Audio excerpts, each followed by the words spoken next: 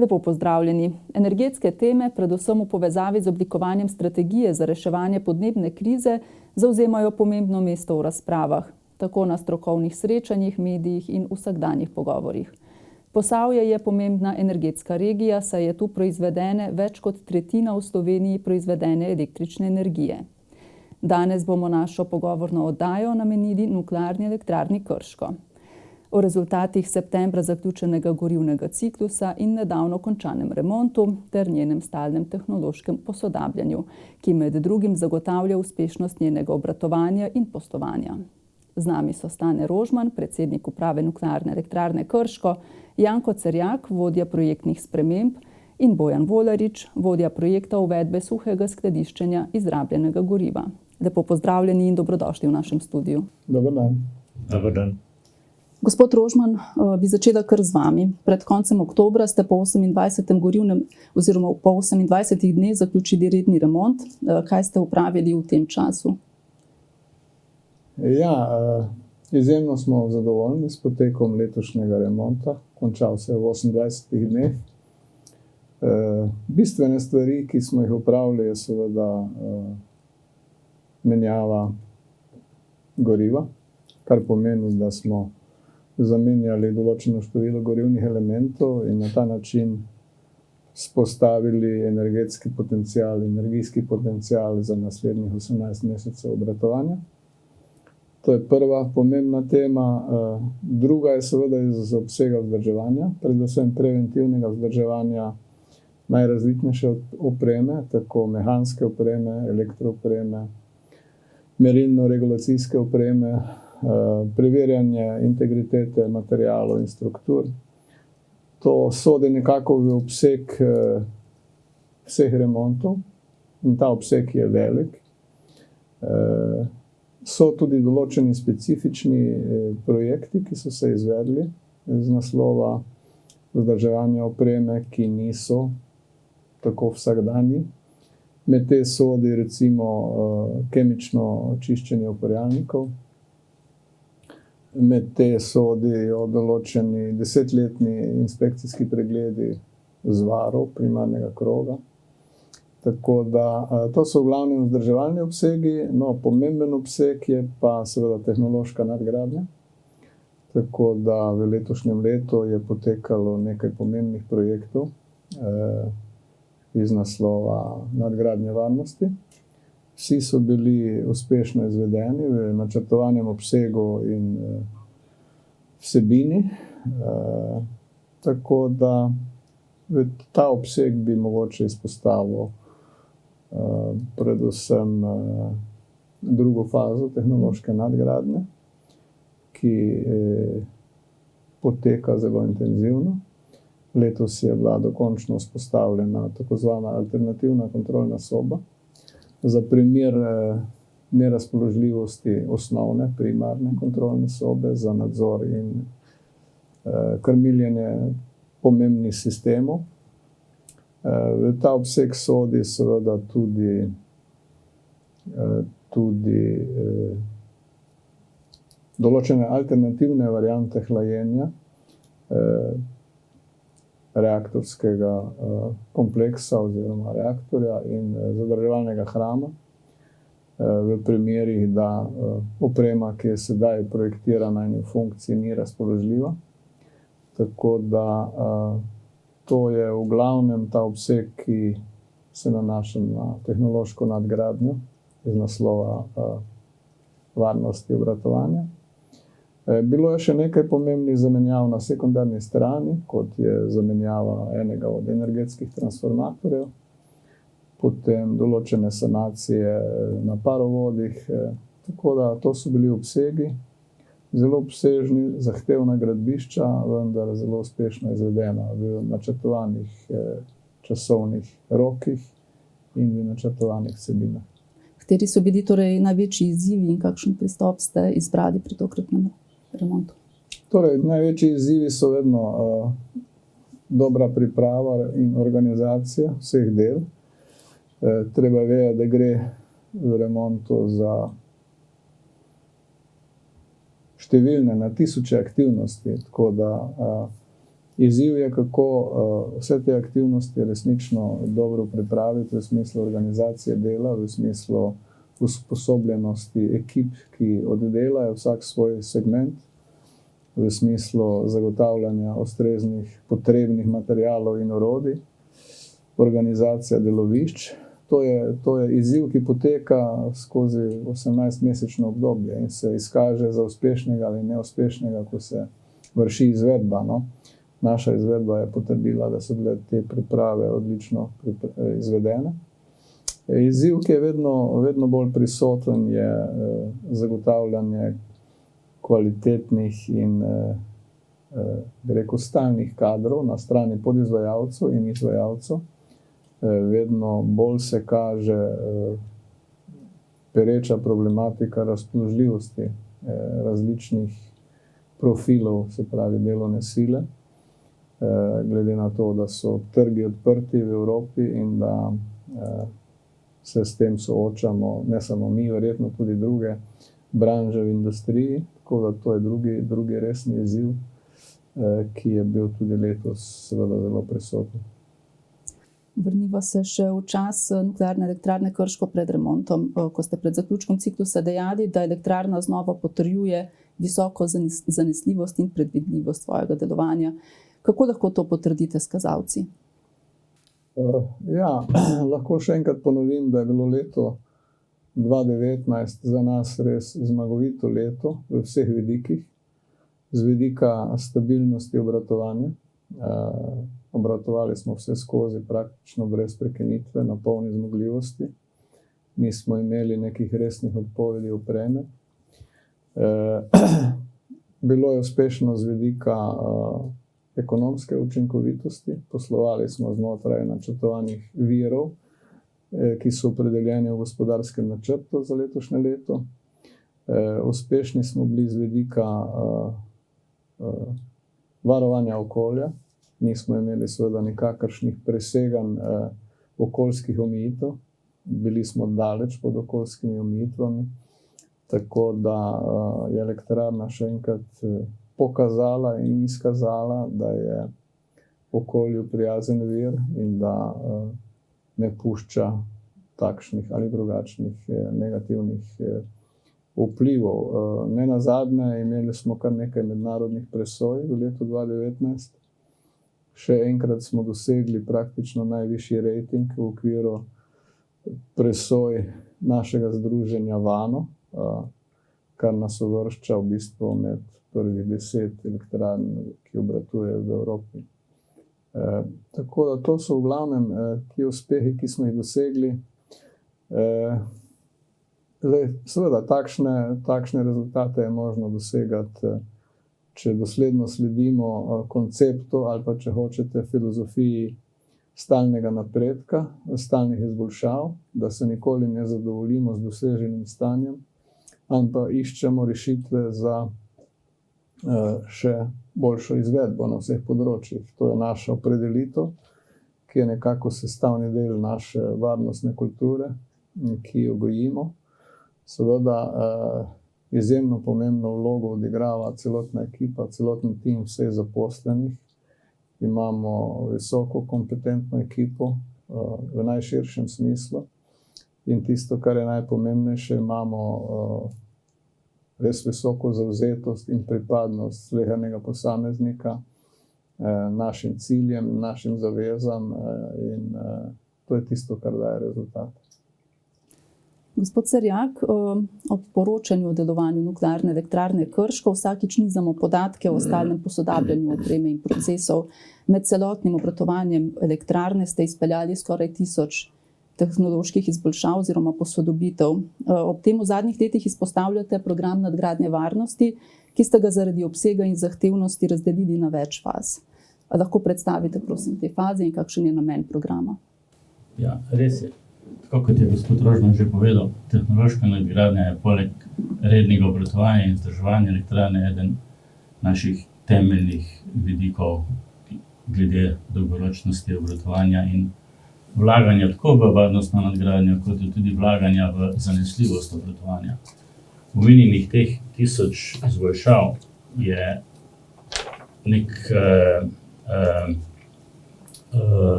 presek izboljšav tako na varnosti kot na izboljšavi oziroma večji zanesljivosti obvladovanja. Nenazadnje smo z posodobitvami, večjimi posodobitvami, če se samo spomnimo leta 2000, ko smo za zamenjavo parjalnikov nadgradili elektrarno tudi z vidika povečanja moči in potem v letu 2006 tudi z zamenjavo nizkotlačnih turbin in kasnejšo posodobitvami pridobili okrog 70 MW dodatne moči, kar v primerjavi predstavlja kar nekaj hidroelektrarn na reki Savi. Ampak glede na to, da je današnja tema posodobitev varnosti, sama ste že omenila, da smo zaradi kompleksnosti tega program razdelili v 3 faze. Tako vsebinsko in seveda tudi zaradi finančnih tokov, da se bremena razdelijo pač na daljše časovne obdobje. Zdaj, sama nadgradnja varnosti, kot rečeno, poteka pravzaprav vedno. Res je pa, da od leta 2011 po nezgodi na elektrarni Fukušima toliko bolj intenzivno, konec koncev ima za osnovo tudi odločbo regulatornih organov Uprave Republike Slovenije za jedrsko varnost. In torej ta program je bil kot tak seveda tudi strani te uprave odobren in naša zaveza je, da ga realiziramo. Realiziramo v teh časovnih vidikih, za katere smo se zavezali. To pomeni, da bomo celoten program dokončali do leta 2021. Program smo torej razdelili v 3 fazi. Prva faza je dokončana, pravzaprav je bila dokončana že v letu 2013. Druga faza, kot je bilo že povedano, je v intenzivnem delu. Kar nekaj zadev, ki so v sklopu druge faze, je bilo končanih, tako kot omenjena kontrolna soba. Kontrolna soba, ta poimenovana dislocirana ali mi rečemo emergency kontrolna soba. Pa seveda tudi določeni ostali sistemi na primarni strani. Gradi se tudi podporni center za obvladovanje dogodkov oziroma v primeru težkih nezgod, kjer ekipe pač se stacionirajo in od tam poslužujejo potrebne akcije. Tako da ta druga faza se pravzaprav zaključuje v naslednjem letu. Tretja faza pa vključuje predvsem dodatno varovano zgradbo, v kateri bodo dodatni viri vode za hlajenje reaktorja. Tako preko hlajenja direktno preko primarnega sistema, kot je za hlajenje preko sekundarne strani oziroma uparjalnikov. Ta sistem pa bo, kot rečeno, dokončan v letu 2021 oziroma ga bomo zaključili kot celotno fazo z remontom 2021. No, in del te zadnje faze je tudi pomembna varnostna nadgradnja začasnega skladiščenja izrabljenega goriva. Gospod Cerjak, kaj ta projekt obsega, kako poteka pravzaprav pridobivanje dovoljenj? Ja. Namreč jedrsko gorivo, iztrošeno jedrsko gorivo je pač stranski produkt te tehnologije in seveda to jedrsko gorivo se hrani začasno hrani v bazenu za izrabljeno gorivo. Novejše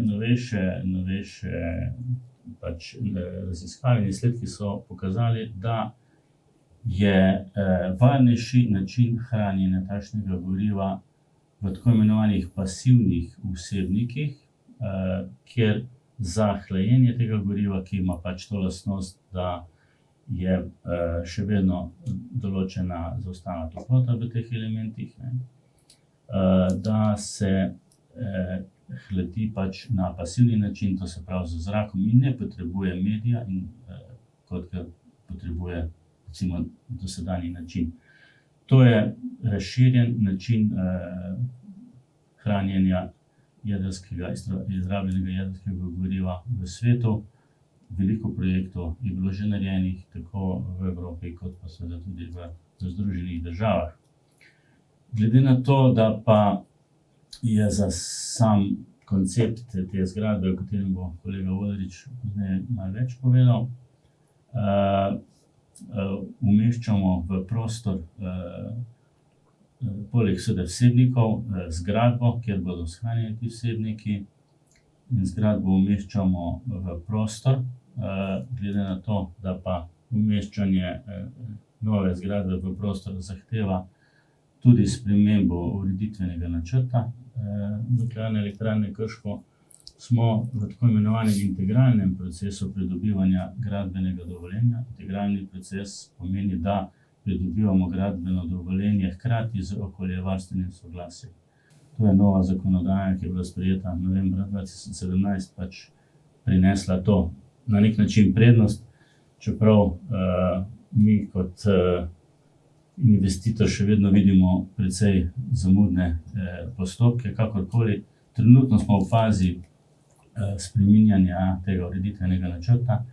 Na postopek vodi občina, ki je dobila pooblastilo od Ministrstva za okolje in prostor, da je ta postopek v njenem imenu, glede na to, da gre tudi seveda to za objekt državnega pomena, vodi ta postopek in seveda v tem postopku so vključeni vsi formalni deležniki procesa in soglasodajalci, če hočete, kakor tudi javnost.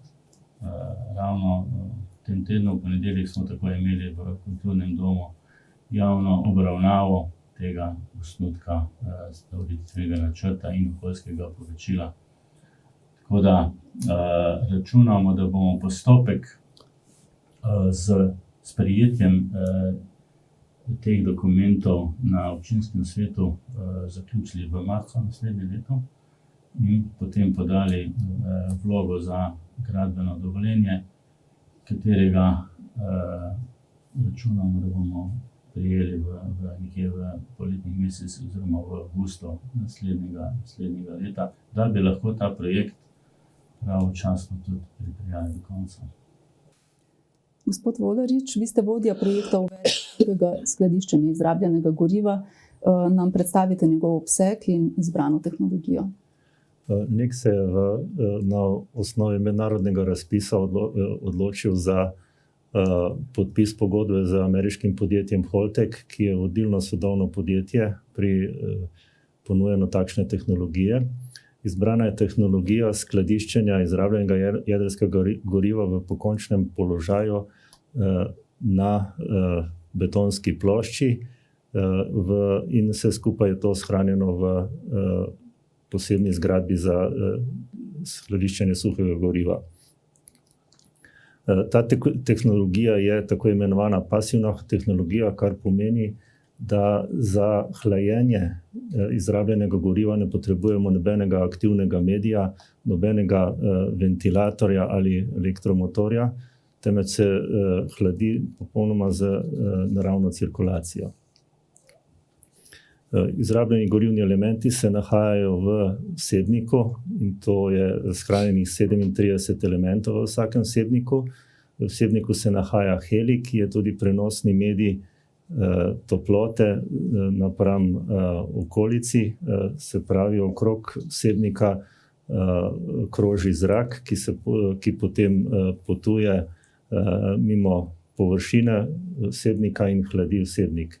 Na ta način zagotavljamo nemoteno hlajenje 24 ur na dan brez kakršnihkoli posegov človeka ali druge opreme. Pogodba s Holtecom vsebuje pripravo projektne dokumentacije, s katero bomo pred našimi regulatornimi organi ta projekt licencirali.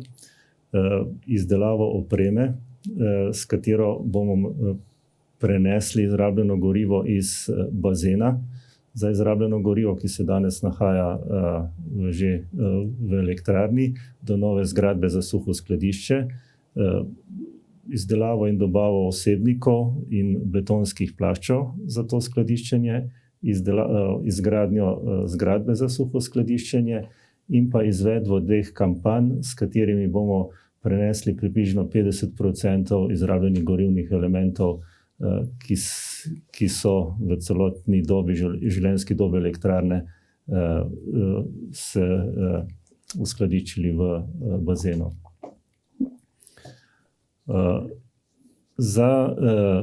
Zgradba bo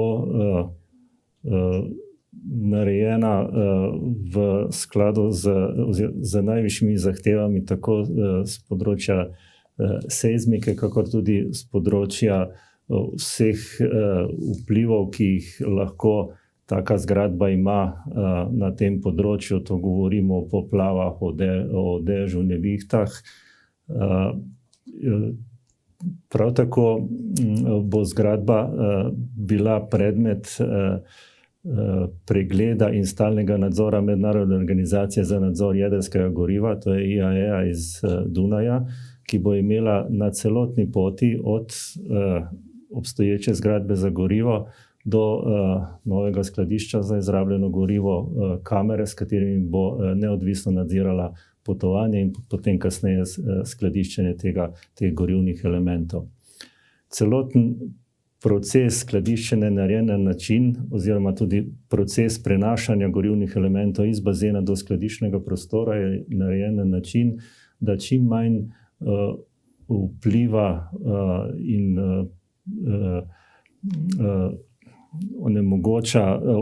omogoča varno obratovanje in delo ljudi, ki bodo upravljali za to opremo, tako da bodo čim manj izpostavljeni radiološkim vplivom. Zgradba bo tudi varovana v skladu z našimi zahtevami, namreč celotni objekt je varovan. Nahajamo se znotraj ograje, ki ima svoj sistem varovanja, in ta nova zgradba bo v prihodnosti tudi sestavni del našega sistema za varovanje. Zavedamo se, da bomo s tem izboljšali obstoječ način skladiščenja stališča varnosti. Prav tako je pa to tudi samo začasno skladiščenje, namreč predvideno je, da bo to skladiščenje za največ 100 let.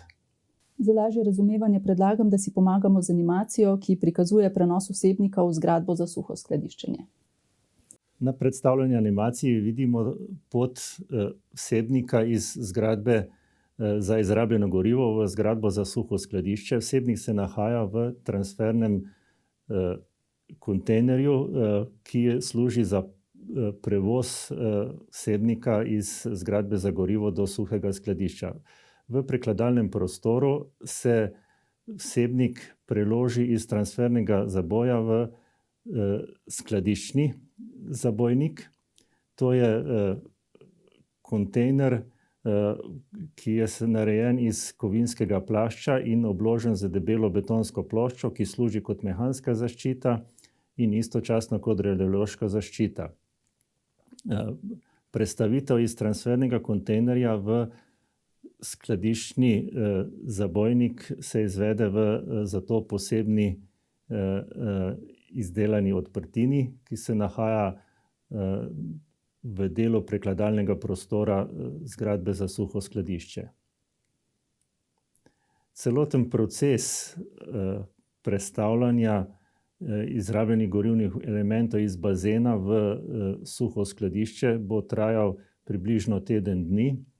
Ta operacija, ki jo pogledamo sedaj na animaciji, pa bo trajala približno en dan. Aktivnosti se izvajajo relativno počasi, ker so mase pri tem zelo velike, saj je pokrov, ki ga pravkar vidite, težek približno 30 ton.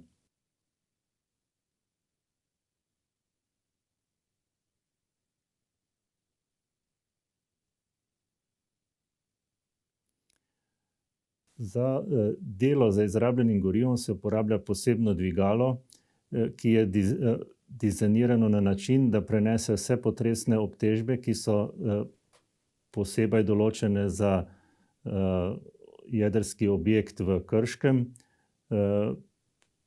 To zagotavlja, da v času transporta ne more priti do padca, tudi če pride do seizmičnega dogodka. Prav tako se tudi ne more pretrgati nosilna vrv, ker je celotno breme dvakrat pripeto. Se pravi, enkrat nosilno in enkrat varnostno.